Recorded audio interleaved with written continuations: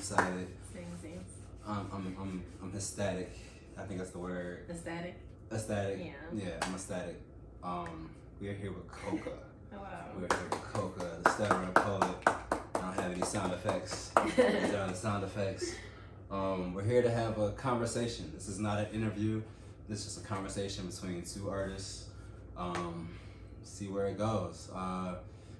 Would you like to introduce yourself, tell people about you, where they can find you? Yes, so I'm the Stuttering poet, also known as KOKA.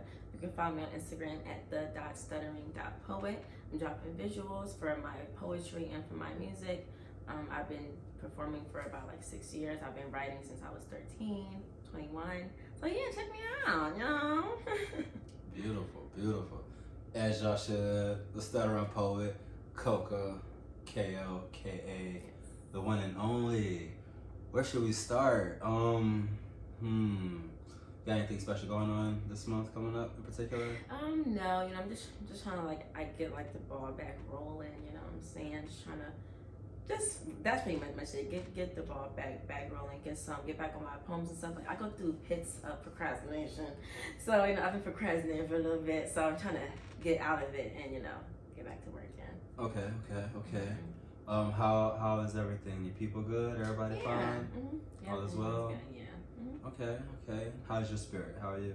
I'm good, I say I'm in the middle.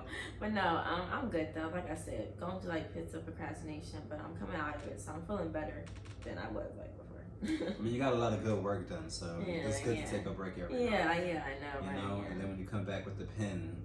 Right. I've been working on some pieces though. I just been, taking my time, but yeah, my studies show if you have I call it the juice, where it's like a natural God-given rawness that you can't control or stop, that just flows out of you. I call it the juice. Sometimes when you have the juice, you can't help it. You'll surprise yourself where you've written something in the past that you thought was going to be the one and be the best thing you ever write until you write this new one. So you pick up this new pen and get to this new paper. And, you know what I'm saying? Yeah, okay. All right. Nice. So where did you want to start? What's going on? What's going on in your mind? I don't really know. I have some shows coming up. Like what? Well, actually, by the time this comes out, just actually, I don't know. Yeah. But yeah, I have 2 shows today. After this with Manchester Festival and with Weird Owl Pizza, Hot for Pizza, I believe that's what it's called. Yeah, I have those today. I have 2 shows on the 11th. Snuff McGee, it's his birthday, so happy birthday to him. It's his birthday, and I have another one. I just can't remember because I have another one as well. I feel like I'm getting it mixed up. But yes, I have shows, so follow me on Instagram so you can figure out what for sure. Tap in. Yeah. That's all right. How much do you feel comfortable giving the people about our short film that we might give them here shortly? Talk about it. You want to talk about it a little bit? Yeah. Okay, so we've been working behind the scenes. We have a short film coming your way. We're not going to disclose the title, but we do have a fire piece of art that we're developing behind the scenes. It's about love, it's about hate, it's about betrayal, it's funny, it's serious, it's fire. It's fire. I'm looking forward to that. I'm definitely looking forward to that. And we have full-length feature film starring KOKA. It's gonna be amazing. I don't want to give away too much now, but we're working. We're definitely working.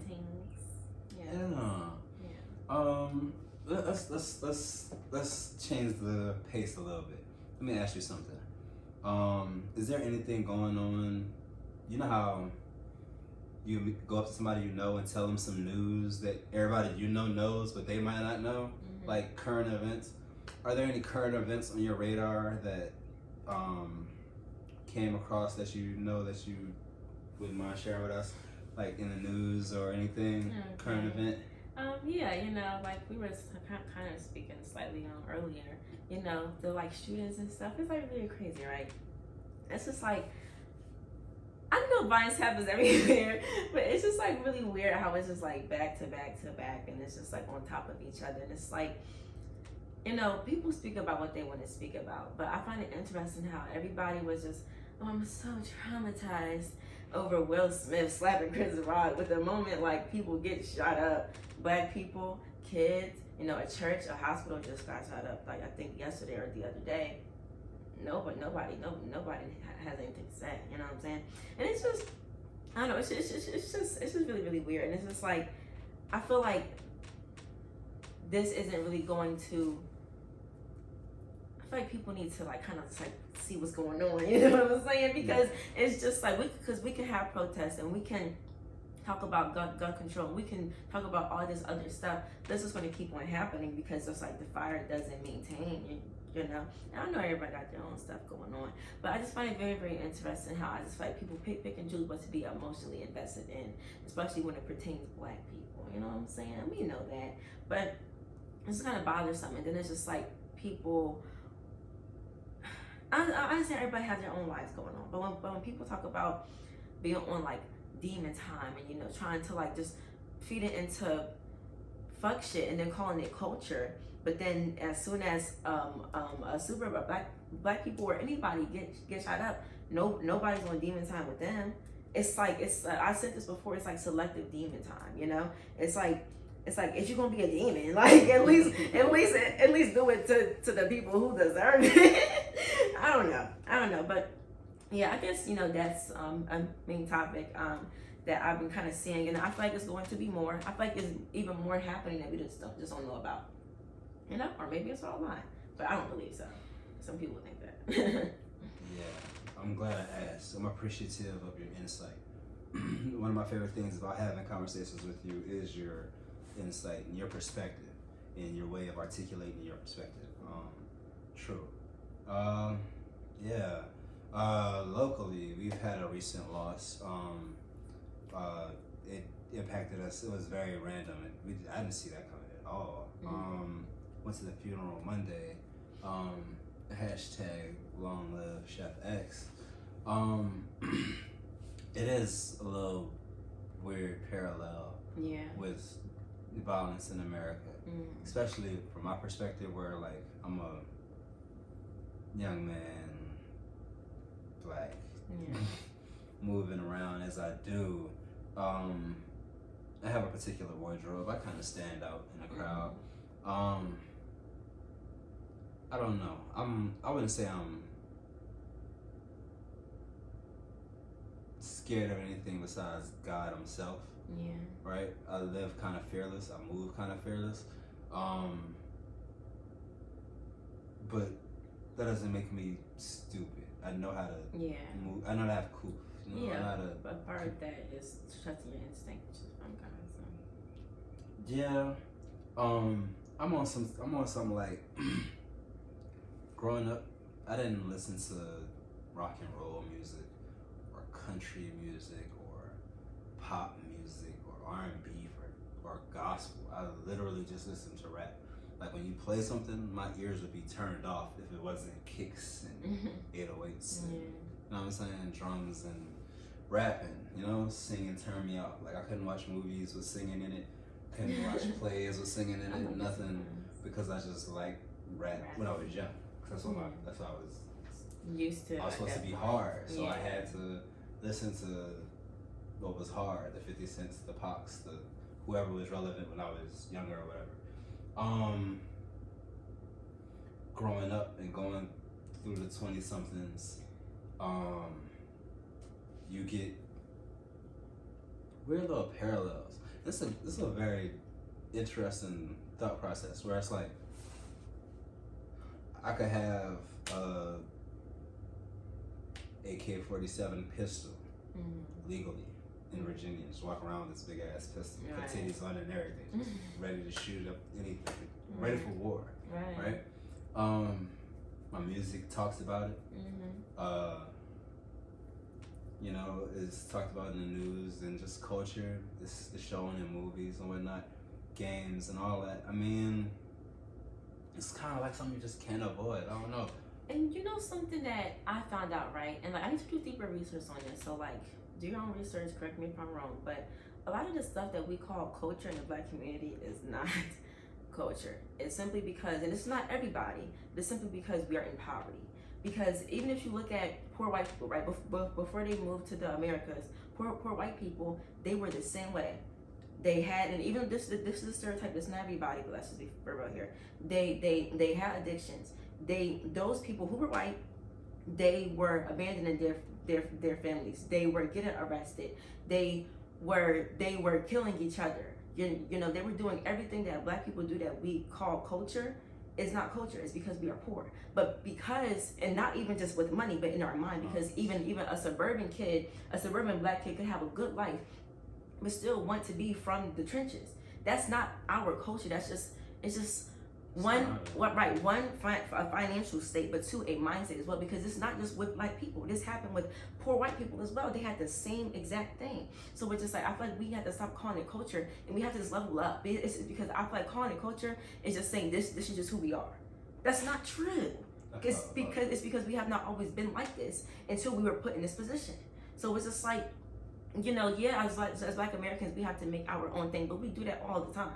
But when it comes to making sure that we are alive and building actually financial stability, not just, oh, I own something, but you know, in a few years it's going to be dead. Actual financial stability and mental stability, because people can have money, but you can be a self-hater, you know? It's like, it's just so many layers, but yeah, you know, I just feel like I feel like we should stop calling certain things culture that's not culture. We're doing it because we're poor. Same with me, you know what I'm saying? Like I'm not a perfect person, so it's like, yeah. I love your insight. I felt that. You made a lot of solid points. The playback on this is gonna be amazing. I felt all that. Okay, drink to that one. I felt that. So, ooh, yeah, I felt that too. So do you see an end game? A potential end game for us as a culture, as a people, moving out of this mindset of, oh, this is just what we do, this is our lifestyle, like, this is culture? I don't know. I'm not gonna lie, I don't know, because part of me feels like we can do it, we can change our mindset, we can understand. And my thing is, I don't think everybody is going to change. Even Harriet Tubman had to shoot a few people, you know, it's because they wanted to go back. So it's like, we're always gonna have that, but I don't know. Like, part of me feels like we will change. Yes, some people will just get lost in the sauce, and that's unfortunate, but it is what it is. That's just true. I mean, but then part of me I feel like so much of us is lost in the sauce, and even me, I get pulled into it often, and I have to pull myself out, you know. So it's like.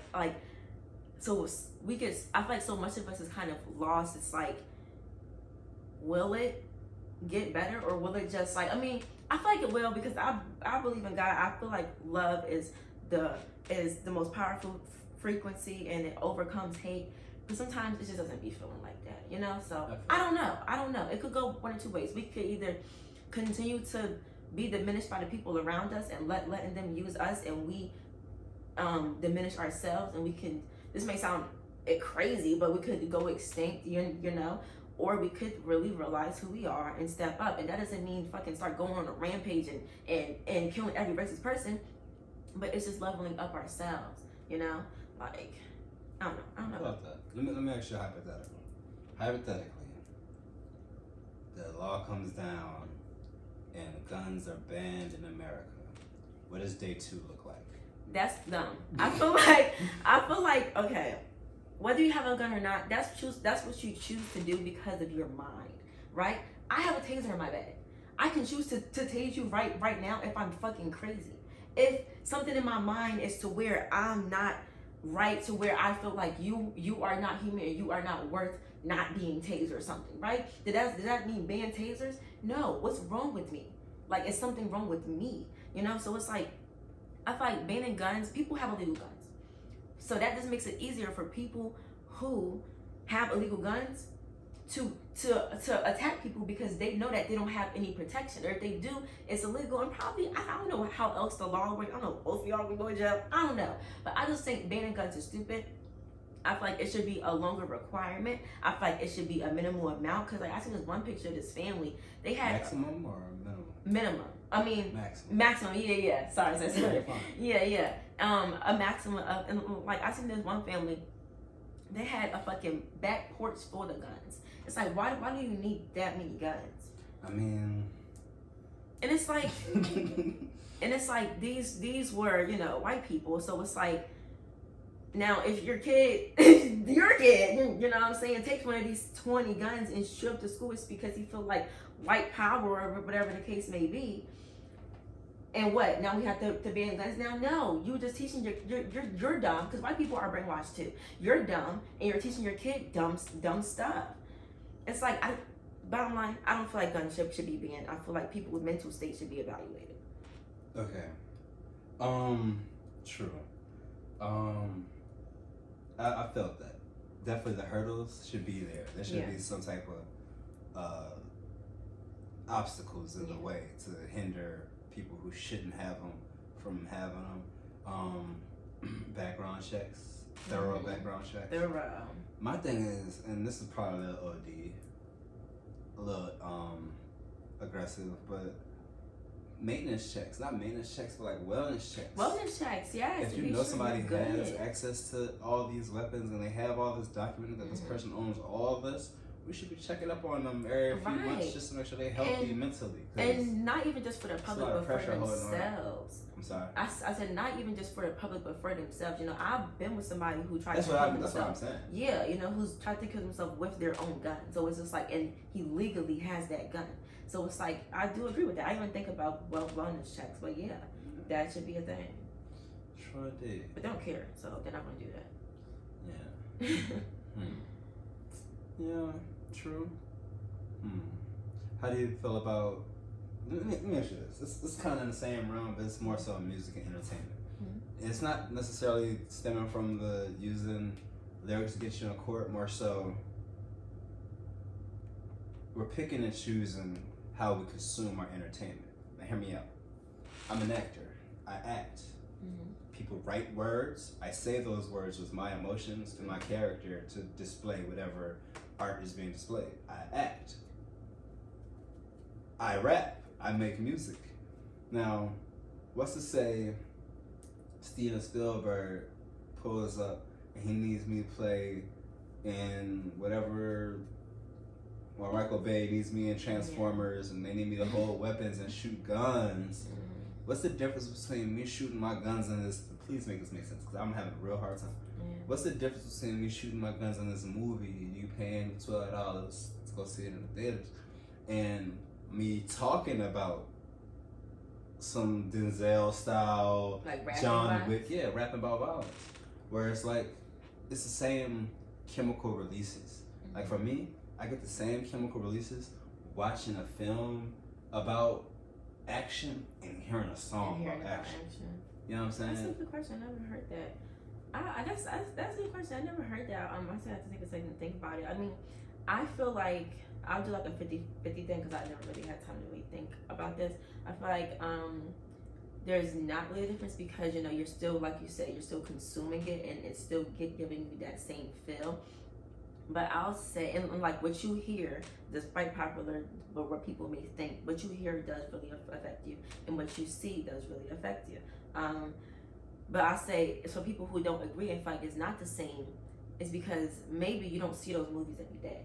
You know, those movies aren't, those action killing movies or whatever aren't the most popular genre in movies, and every single movie coming out, every single top 10 movies that's trending is of violence. You know, it may be a romantic movie, it may be a comedy, it may be, even though horror movies have killing in it, but it's kind of different. You know, it, like I'll say, in the movies, it's different genres that are popular. 1,000 people can fuck with comedy, and the 7,000 people can fuck with the action movie. So you're having that balance. Compared to music, I feel now doesn't really have that balance. It's just a lot of just the killing type music, but at the same time, you're still consuming it though. So that part. Now again, and this is the parallel I draw, and I kind of asked the question knowing my personal answer, where it's like, I could draw this out so long. I'm gonna try and keep it brief. Yeah. Where it's like, if my eyes are watering as I think about this, because it's like a real thing I'm passionate about. Where it's like, me, I'm bipolar and I'm a PTSD veteran. I've been through some things. And the short version, I'm a healing human. I heal a lot. I go through little things and be like, damn, I gotta heal from that. I don't say that for everything, Yeah. but I do go through things that require some process. You know, music for me is therapeutic to the point where, you know, I'm in a club, I'm wearing $1,500 shoes, and this dude just spills his whole drink on my right shoe. You know, it's a white shoe, and it's like stoned out. Like, you're not gonna be able to just scrub, you know what I'm saying? Yes. You're gonna mess the whole shoe up. That's $1,500, $700 gone. After the operation is fucked up.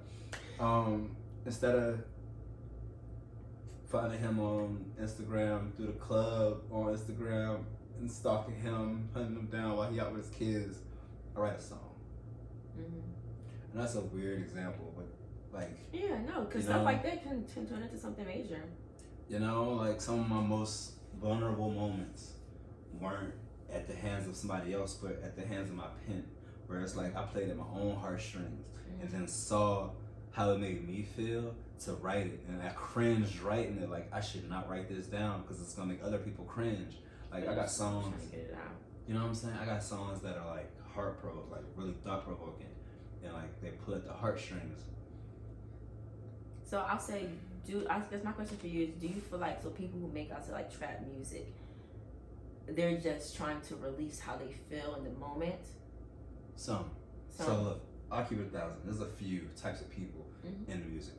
Here's the first thing we should do. One, we should just categorize it as music. Let's start there. Like all the subgenres and stuff, you could use that to distinguish people from each other. But let's put it all in one box. It's music, okay? It's not the NBA. Okay? It's not just 100 people that can play and participate. At the time, this has millions of people participating every day. And listen, not really. Every day, uploading albums at a time. Every day. Like, so when somebody tells me, you know, I'm tired of this new music because it's all the same, I'm like, whoa. There's so much music being dropped every day. You just haven't found it. It's what you're listening to. You're becoming a victim to what you're hearing.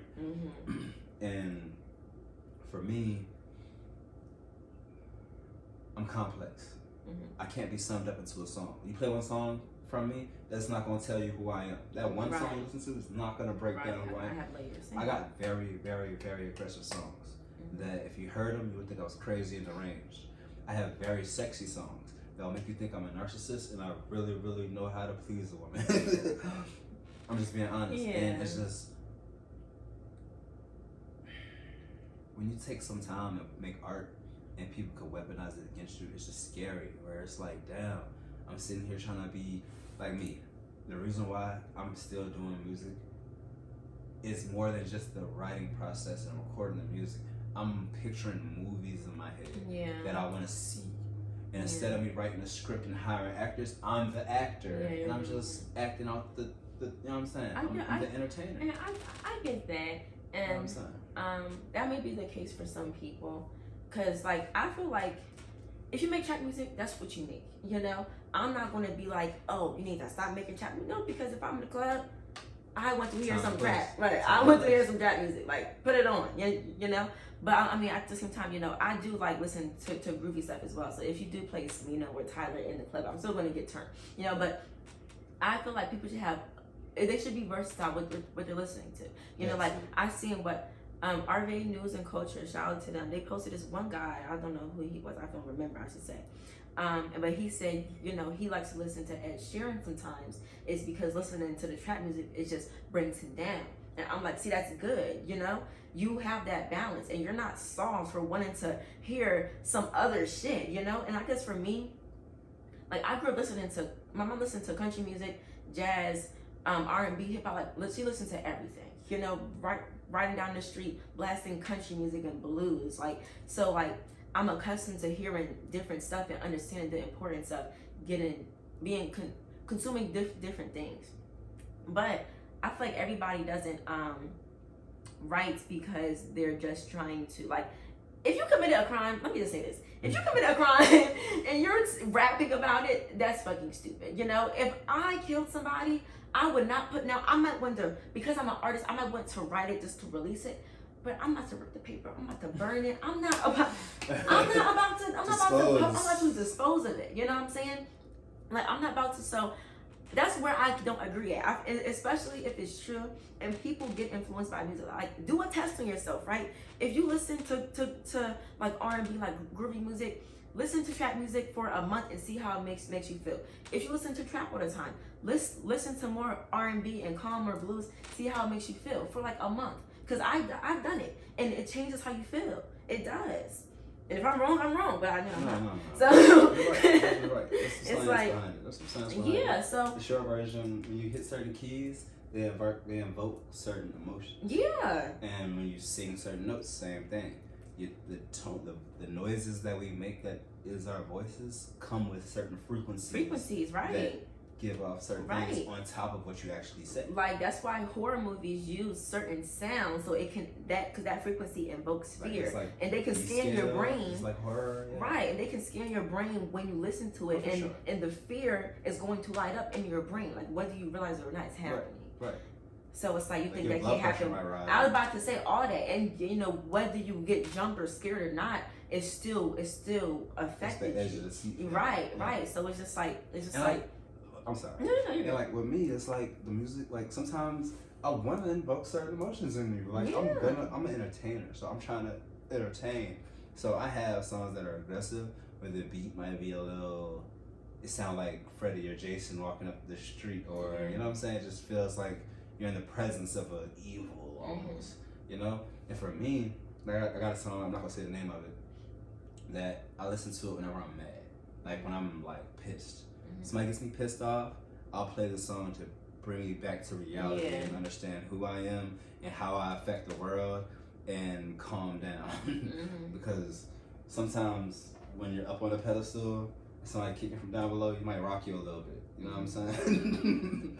And I just gotta remain on top. So I'm just trying to find balance, if you will. That was a good little metaphor. No, that was good. You know what I'm saying? So, Yeah.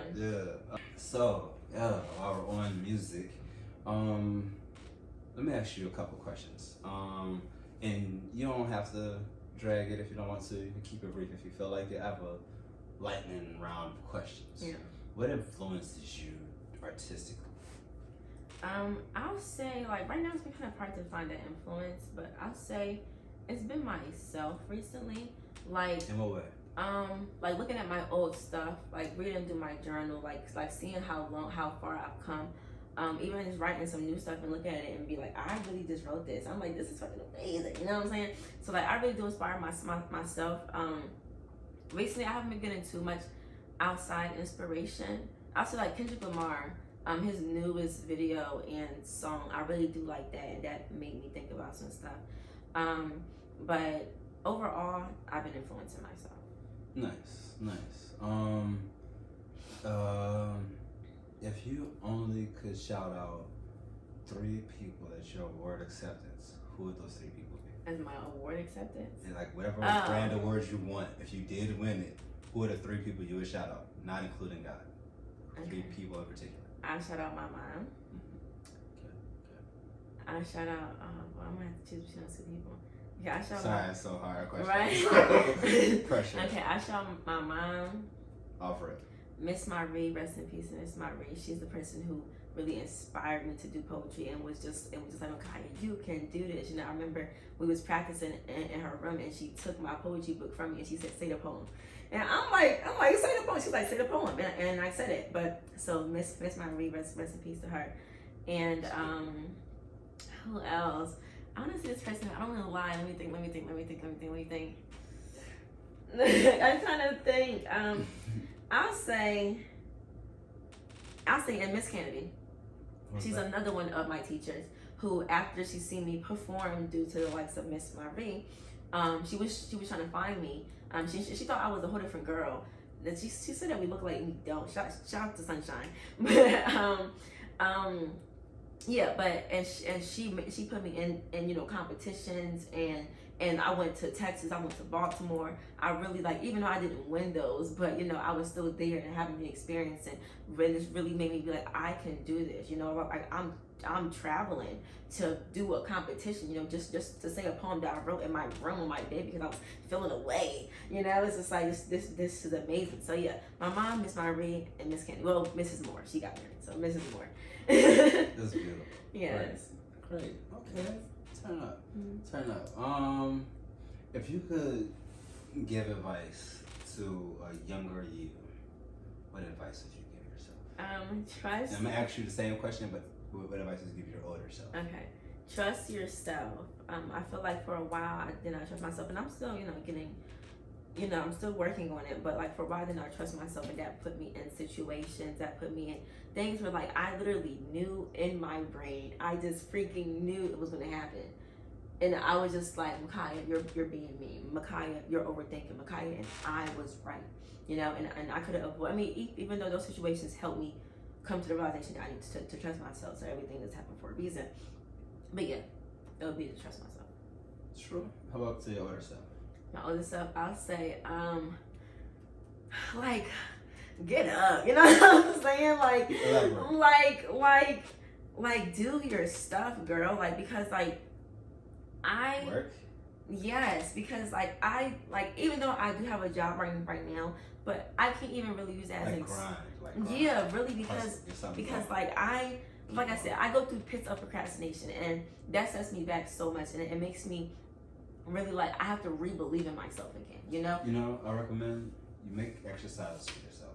That's what I always tell people: make an exercise for yourself. Whereas if you are a rapper or an artist or a poet or a filmmaker, how about this? Put a time limit on yourself where it's like, look, I'm gonna do an exaggeration. I got a year. I wanna make a song within this next year. I don't care if you take a whole month to just write one verse or a whole 6 months for one hook. Make a time window and stick to it. And try to make it shorter than what you actually are going for. Yeah. Where it's like, if you could do a poem once a month or 3 poems a month and just stick to finishing them 3 out, and publish them, make a video, whatever you gotta do, perform them, whatever. That way you keep that muscle strong. Yeah.